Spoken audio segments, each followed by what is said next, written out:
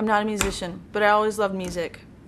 And I don't really know why, but at some point in my college career, I decided I was going to move to New York, and I was working for a record company. I have a degree in journalism with a minor of advertising and marketing, so I kind of thought that would be interesting. Advertising was maybe one route I was going to take. So that was kind of what I started in my head thinking, but always knew that I wanted to be involved in the music business, and then said, you know what, I'm moving to New York, I'm working for a record company.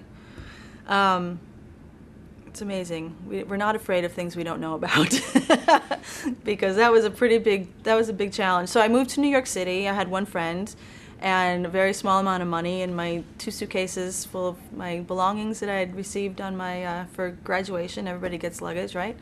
And I stayed with my one friend that I had met at school, and I started interviewing with companies that were doing kind of advertising and promotion that would deal in music and like concerts or tie-ins and that sort of thing. And I really was not able to do much interviewing because I quickly ran out of money. I had no more money. I was like, oh great, now what? So I answered an ad from the Village Voice to be a receptionist at Rolling Stone magazine. And I thought, oh, okay, well, here's my music connection. But I really didn't think. I thought, Rolling Stone magazine, because when I was a kid, I couldn't wait for my Rolling Stone magazine to come. I mean, that was really, and it was the only, at that time too, it was really the music magazine, probably the only one. It was the authority, and it was like the Bible. So I was very excited about that. I thought it was very prestigious. But then again, I thought because it was so prestigious, there'd be 150 people standing in line for the job. So I didn't think I was going to get it, but I did. And that's how I started. So I answered phones there for quite a while, and then I was trying to get promoted to be a editorial assistant. And around that same time, I met a journalist who I had known because he was very good friends with a band some friends of mine that were in a band from where I grew up in Minneapolis. So I met him through them. And he was like, oh yeah, you know, a friend of mine is a publicist and she works at Island Records and she's looking for a secretary. You should go interview. I was like, okay. So I did, and I got the job, and that's pretty much how it started. I started out as an assistant in the publicity department at Island Records. I think a lot of it is who you know, and it's really putting in your time and working hard, and yeah. You know, it's interesting because so many universities offer music business courses now, and I probably should go sit in on one before I comment. But I find it fascinating that there's actual, you know, people are getting graded on what we do. You know, it's not, I don't think it's a science. I think that you can learn a lot about marketing at school, don't get me wrong, and business at school, very important. But I think a lot of the music business is feel, you know? I think a lot of it is just a kind of understanding about music. Music isn't tangible. You know, we're dealing with people, we're dealing with emotions, we're dealing with music. It's not cereal boxes, you know?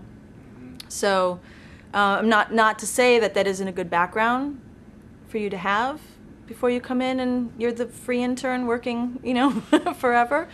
But I don't necessarily think that's a precursor to be able to work in the music business.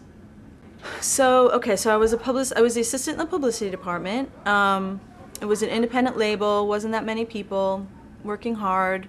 Right around that time, MTV was about 2-3 years old, and it was still very much in its infancy, and there weren't really any video promotion departments.